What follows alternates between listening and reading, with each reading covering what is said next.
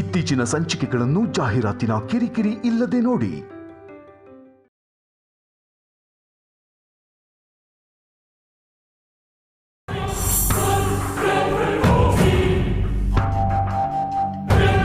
ನೀನ್ ಮನ್ಸು ಮಾಡಿದ್ರೆ ಅವನೇನು, ನೀನ್ ಅವನಿಗೆ ನೋಡ್ಕೊಂತ ಇರು, ನಾವು ಗೀತನ್ ನೋಡ್ಕೋತೀವಿ. ಸರ್ ಅಲ್ಲ, ಯಾಕೆ ನಿಂತ್ಬಿಟ್ರಿ? ಬನ್ನಿ ಸರ್.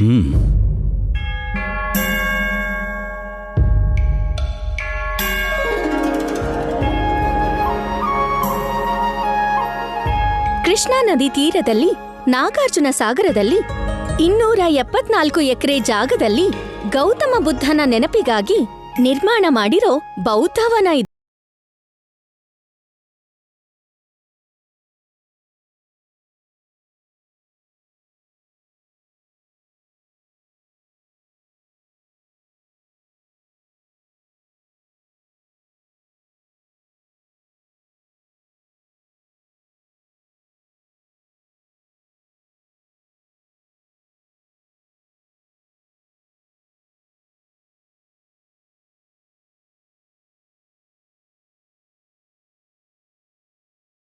ಚಾರಿತ್ರಿಕವಾದ ಕಟ್ಟಡಗಳು ತುಂಬಾನೇ ಇದಾವೆ. ಈ ಬೌದ್ಧವನವನ್ನು ಕೂಡ ಅದ್ಭುತವಾದ ಪ್ರವಾಸಿ ಸ್ಥಳ ಅಂತ ರಾಜ್ಯ ಸರ್ಕಾರ ಘೋಷಣೆ ಮಾಡಿದೆ. ಬನ್ನಿ.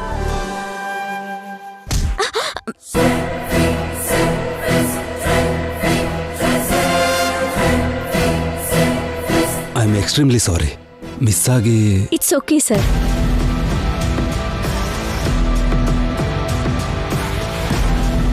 ಹುಡುಗಿ ನಕ್ಕದ್ಲು ಅಂದ್ರೆ ಹ್ಯಾಂಡಲ್ ಮಾಡೋದು ತುಂಬಾನೇ ಈಸಿನೇ.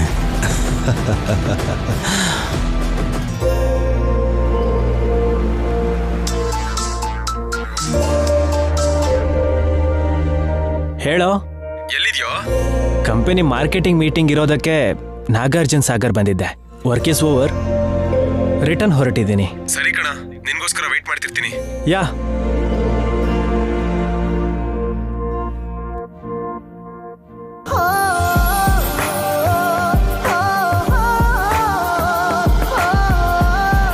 ನಾನು ಸಿಟಿಗೆ ರೀಚ್ ಆದ ತಕ್ಷಣ ನನ್ನ ಹತ್ರ ಇರೋ ವೆಹಿಕಲ್ ನಂಬರ್ ಥ್ರೂ ಅವಳನ್ನ ಪತ್ತೆ ಹಚ್ತೀನಿ.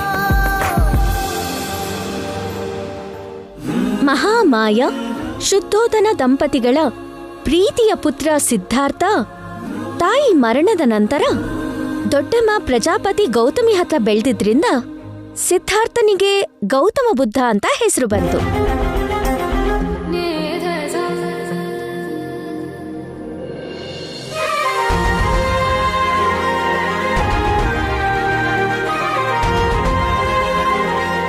ಇರೋರ್ಗಲ್ದೇನೆ ಅಗತ್ಯ ಇರೋರ್ಗೆ ಕೊಡಿ ಅಂತ ಹೇಳಿದ್ದೆ. ಯಾಕೆ ಹೀಗೆ ಮಾಡ್ತಿದ್ದೀರಾ? ನೈವೇದ್ಯ ಮೊದಲು ಅಮ್ಮನವರಿಗೆ, ಆಮೇಲೆ ಭಕ್ತರಿಗೆ. ನಮ್ಮ ದೃಷ್ಟಿಲಿ ನೀವು ಕೂಡ ದೇವ್ರ ಹಾಗೆ. ಮೊದಲ ಫಸಲನ್ನ ನಿಮಗೆ ತಂದು ಕೊಟ್ಟಿಲ್ಲ ಅಂದ್ರೆ ನಮಗೆ ಸಮಾಧಾನನೇ ಇರಲ್ಲ. ಜಾತ್ಕನ ಅಡ್ಡ ಇಟ್ಕೊಂಡು ಬೇಕಾಗಿದ್ದನ್ನೆಲ್ಲ ತಗೋತಿದ್ದಾಳೆ. ಅಮ್ಮ ವಸಂತ, ಎಲ್ರಿಗೂ ಮಜ್ಜಿಗೆ ತೊಂಬಮ್ಮ. ಈಗೇನು ಬೇಡ ಯಜಮಾನ್ರೆ, ಆದಷ್ಟು ಬೇಗ ಚಿಕ್ಕ ಯಜಮಾನ್ರ ಮದುವೆ ಊಟ ಹಾಕ್ಸಿ. ಆ ಪ್ರಯತ್ನದಲ್ಲೇ ಇದ್ದೀವಿ. ಚಿಕ್ಕ ಸೊಸೆಗೋಸ್ಕರ ಇಡೀ ಊರೇ ಕಾಯ್ತಾ ಇದೆ ಅಮ್ಮ. ನಾವು ಕೂಡ ಅದಕ್ಕೆ ಕಾಯ್ತಾ ಇದ್ದೀವಿ. ನಾವಿನ್ನು ಹೊರಡ್ತೀವಮ್ಮ. ಒಳ್ಳೇದು.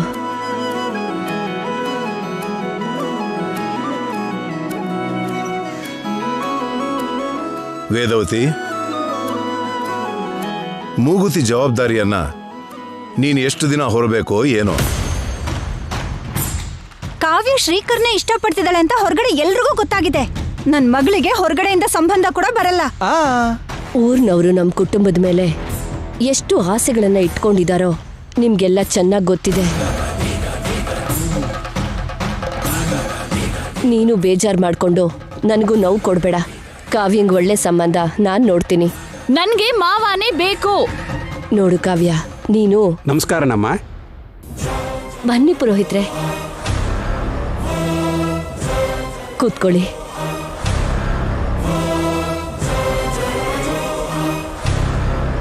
ಏನಾದ್ರೂ ಶುಭವಾರ್ತೆನಾ? ಎಲ್ಲಾ ರೀತಿಲಿ ಹುಡುಕೋ ಪ್ರಯತ್ನ ನಡೀತಾ ಇದೆ. ನಕ್ಷತ್ರ ಹೊಂದಿದ್ರೆ ರಾಶಿ ಹೊಂದಲ್ಲ, ರಾಶಿ ಹೊಂದಿದ್ರೆ ಪಾದ ಹೊಂದಲ್ಲ. ನಿಮ್ಮನೆಗೆ ಕಾಲಿಡೋ ಅದೃಷ್ಟದ ಜಾತಕದವಳು ಎಲ್ಲಿದ್ದಾಳೋ ಏನೋ. ದೇವ್ರು ಒಬ್ರಿಗೋಸ್ಕರ ಒಬ್ಬರನ್ನ ಬರೆದು ಕಳಿಸಿರ್ತಾನೆ. ಪ್ರಯತ್ನ ಮಾಡಿ, ಖಂಡಿತ ಸಿಕ್ಕೇ ಸಿಗ್ತಾಳೆ. ಪುರೋಹಿತರನ್ನ ನಂಬೋದಕ್ಕಿಂತ ಪೇಪರ್ನ ಟಿವಿನ ನಂಬೋದು ಬೆಟರ್. ಇಂಥ ಜಾತಕ ಇರೋಂಥ ವಧು ಬೇಕು ಅಂತ ಆಡ್ ಕೊಟ್ರೆ ಸರಿ ಹೋಗುತ್ತಲ್ವೇನಮ್ಮ?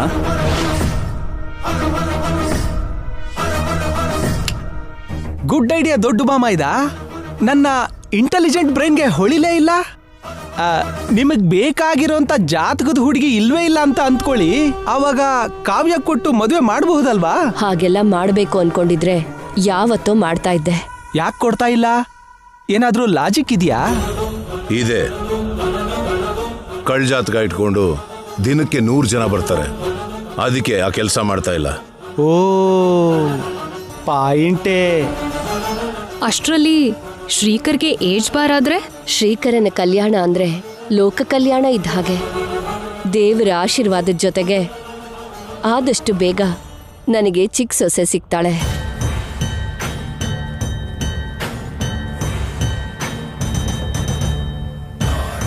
ಪುರೋಹಿತ್ರೆ, ಅಮ್ಮ, ನನ್ನ ಸಂಕಲ್ಪದಲ್ಲಿ ಬದಲಾವಣೆ ಇರೋದಿಲ್ಲ. ಹಾಗೇನೆ ನಿಮ್ಮ ಪ್ರಯತ್ನದಲ್ಲೂ ನಿರ್ಲಕ್ಷ್ಯ ಇರಬಾರ್ದು. ನಾನ್ ಕೇಳೋ ಹುಡುಗಿ ಎಲ್ಲೋ ಒಂದ್ ಕಡೆ ಇದ್ದೇ ಇರ್ತಾಳೆ. ಬುದ್ಧ ಪ್ರಪಂಚಕ್ಕೆ ಶಾಂತಿ ಸಾರ್ತವನು, ದೀಕ್ಷೆ ಕೊಟ್ಟವನು. ಎಲ್ಲ ಭಾಗ್ಯಗಳನ್ನು, ಸ್ವರ್ಗ ಸುಖನ ಅನುಭವಿಸ್ತಾ ಅದ್ರಲ್ಲಿ ಆನಂದ ಇಲ್ಲ ಅಂತ ಎಲ್ಲವನ್ನ ಪರಿತ್ಯಜಿಸಿ ಸತ್ಯಾನ್ವೇಷಣೆಗೆ ಅಂತ ಕಾಡಿನ ದಾರಿ ಹಿಡಿದ ಒಬ್ಬ ದೊಡ್ಡ ವ್ಯಕ್ತಿ ಅವನು.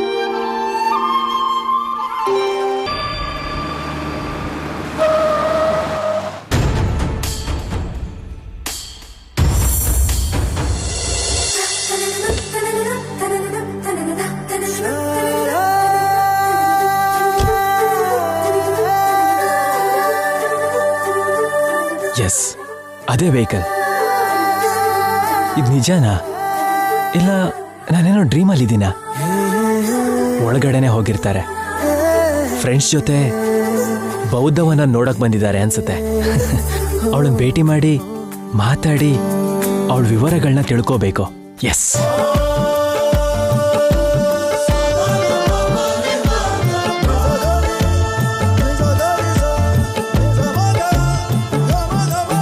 ನನ್ನ ಮಗನ ಜೊತೆ 100 ವರ್ಷ ಪ್ರಯಾಣ ಮಾಡ್ತಾಳೆ.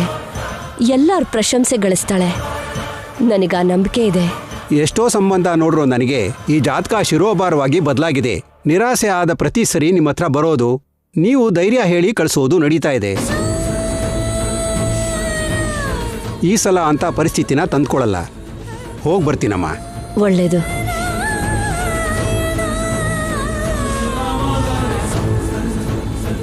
ಅತ್ತೆ, ನನಗ್ ಪರಿಚಯ ಇರೋ ಕೆಲವು ಜನ ಅನ್ಕೊಳ್ಳೋ ಮಾತನ್ನ ನಿಮಗೆ ಹೇಳ ನಾನು.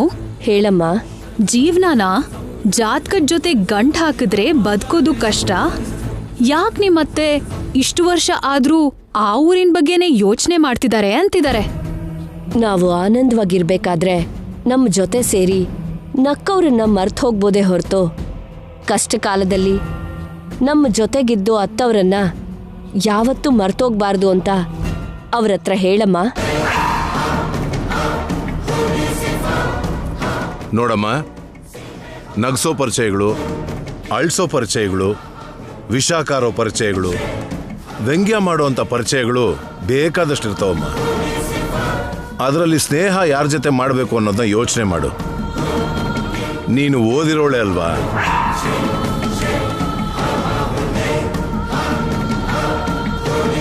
ನಾವು ಬಾಯಲ್ಲಿ ನಾಲ್ಗೆ ಇಲ್ದೇ ಇರೋರು ನಿಮ್ ಹಾಗೆ ದೊಡ್ಡದಾಗಿ ಮಾತಾಡೋಕ್ಕಾಗಲ್ಲ. ನಿಮ್ ಮನ್ಸು ಯಾವತ್ತು ಬದಲಾಗುತ್ತೆ ಅಂತ ಕಾಯೋದು ಬಿಟ್ರೆ ಇನ್ನೇನು ಮಾಡೋಕ್ಕಾಗಲ್ಲ. ಪದೇ ಪದೇ ಬದಲಾಗೋ ಮನಸ್ಸಿಗೂ ಮನುಷ್ಯರಿಗೂ ಬೆಲೆ ಇರೋದಿಲ್ಲ ಪೃಥ್ವಿರಾಜು. ನೀವೆಷ್ಟೇ ಪ್ರಯತ್ನ ಪಟ್ರು ಕೊನೆಗೆ ನನ್ನ ತಮ್ಮನ್ಗೆ ನನ್ನ ಮಗಳು ಒಬ್ಳೇ ದಿಕ್ಕು. ಏಯ್, ಇನ್ನು ಏನೇ ನಿಂತ್ಕೊಂಡು ನೋಡ್ತಿದ್ಯಾ? ನಡಿ.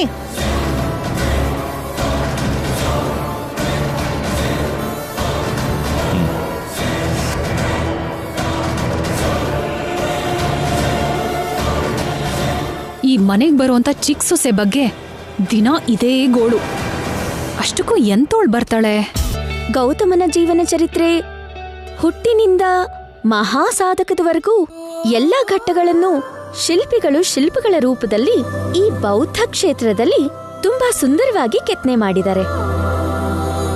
ಇಲ್ಲಿವರೆಗೂ ನಾನು ಇಂಥ ಅಂದನ ನೋಡೇ ಇರಲಿಲ್ಲ ರೀ.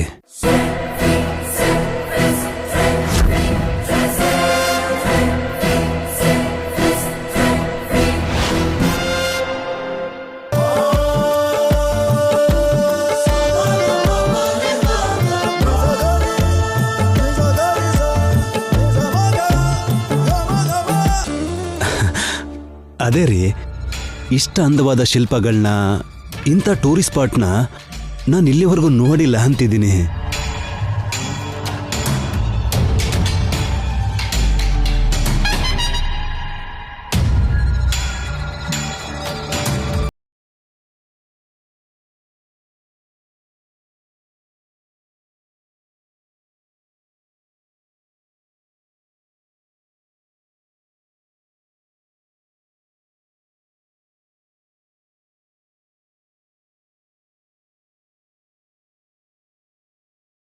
ಬೌದ್ಧವನನ ಪೂರ್ತಿ ನೋಡಿದ್ರೆ ಇನ್ನೂ ಥ್ರಿಲ್ ಫೀಲ್ ಆಗ್ತೀರಾ ಸರ್?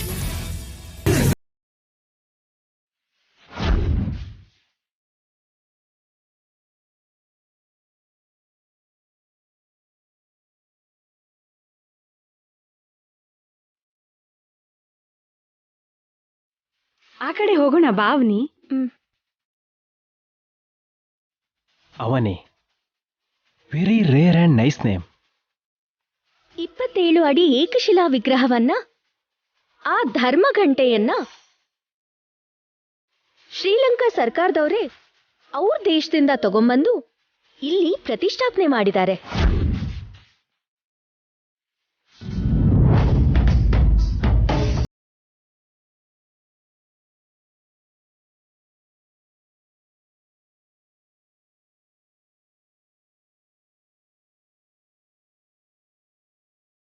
ಅಷ್ಟೇ ಅಲ್ಲದೆ ಚೈನಾ, ಟಿಬೆಟ್, ಥೈಲ್ಯಾಂಡ್, ನೇಪಾಳದಂತಹ ವಿವಿಧ ದೇಶಗಳಿಂದ, ಭಾರತ ದೇಶದ ಕೆಲವು ಪ್ರಾಂತ್ಯಗಳಿಂದ ಬೌದ್ಧ ಧರ್ಮಕ್ಕೆ ಸಂಬಂಧಪಟ್ಟಿರೋ ಹಳೆ ಶಿಲ್ಪಗಳನ್ನೆಲ್ಲ ಒಂದೇ ಕಡೆ ತಂದು ಈ ಬೌದ್ಧವನವನ್ನ ನಿರ್ಮಿಸಿದ್ದಾರೆ.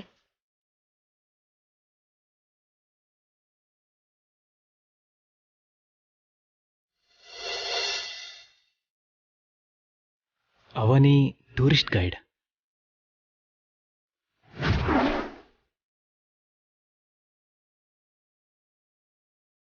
ಫ್ರೆಂಡ್ಸ್ ಜೊತೆ ಟ್ರಿಪ್ಪಿಗೆ ಬಂದಿದ್ದಾಳೆ ಅನ್ಕೊಂಡೆ. ಗೈಡಾ? ಗ್ರೇಟ್. ಆ ಗ್ಯಾಂಗ್ ಹತ್ರ ಅವಳ ಜೊತೆ ಮಾತಾಡೋಕ್ಕಾಗಲ್ಲ. ಮತ್ತೆ ಹೇಗೆ?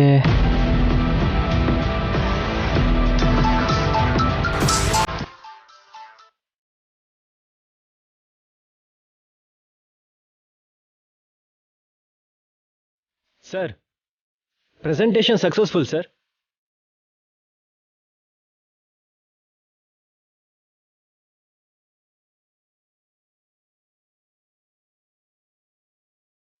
ಈವ್ನಿಂಗ್ ಒಳಗಡೆ ಗುಡ್ ನ್ಯೂಸ್ ಬರುತ್ತೆ.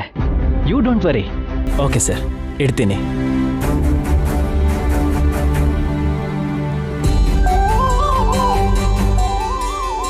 ಇಷ್ಟೊತ್ತು ಇಲ್ಲೇ ಇದ್ರಲ್ಲ, ಎಲ್ಲಿ ಹೋದ್ರು? ಯಾವ ಕಡೆ ಹೋದ್ರು?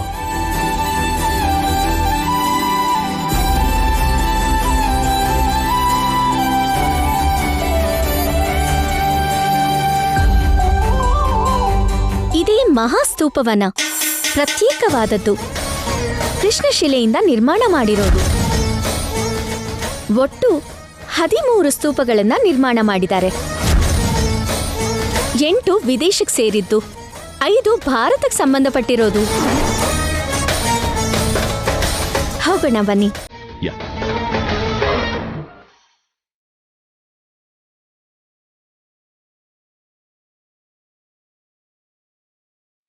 ಐದು 5,000 ಜನ ಒಂದೇ ಸಲ ಕೂತು ಧ್ಯಾನ ಮಾಡೋ ಹಾಗೆ ವಿದೇಶಿ ತಂತ್ರಜ್ಞಾನ ಬಳಸಿ ನಿರ್ಮಾಣ ಮಾಡಿರೋ ಸ್ತೂಪ ಇದು. ಮೇಲ್ ಕಾಣಿಸ್ತಾ ಇರೋದು ಮೇಘಾಮೃತ.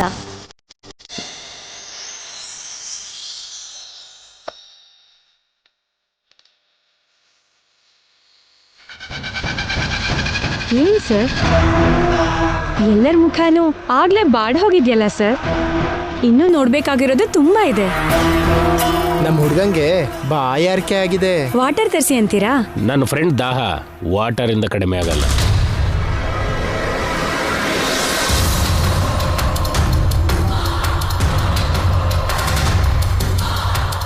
Soft drink ತರಿಸೋದಾ?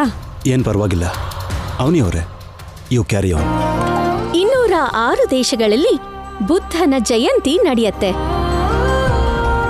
ಈ ಮಧ್ಯೆ 2566ನೇ ಜಯಂತಿ ಅಂಗವಾಗಿ ಈ ಬೌದ್ಧವನನ ತುಂಬಾ ಸುಂದರವಾಗಿ ನಿರ್ಮಿಸಿದ್ದಾರೆ.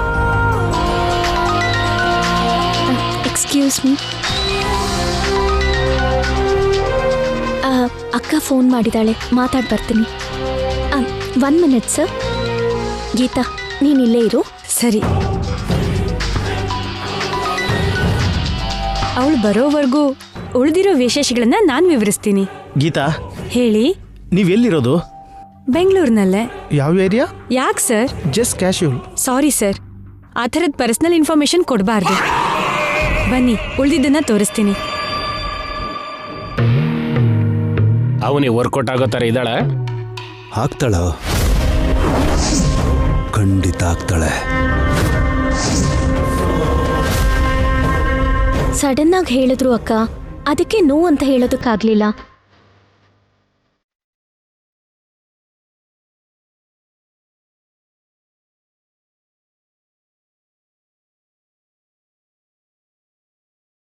ಒಂಟಿಯಾಗಿದ್ದಾಳೆ, ಮಾತಾಡೋದಕ್ಕೆ ಇದೇ ರೈಟ್ ಟೈಮ್.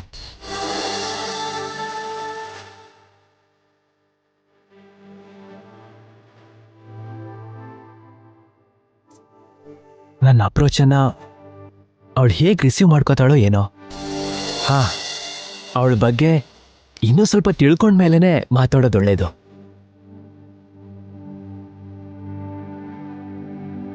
ಅಲ್ಲಿವರೆಗೂ ಅವಳಿಗೆ ಗೊತ್ತಾಗ್ದ ಹಾಗೆ ಅವಳ ಜೊತೆ ಒಂದು ಸೆಲ್ಫಿ ತಗೋತೀನಿ.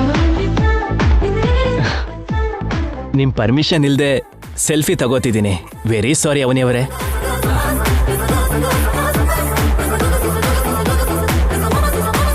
ಸರಿ ಅಕ್ಕ, ಇಲ್ಲಿನ ಸಿಚುಯೇಷನ್ ನೋಡ್ಕೊಂಡು ನಿನಗೆ ಕಾಲ್ ಮಾಡ್ತೀನಿ. ಬಾಯ್.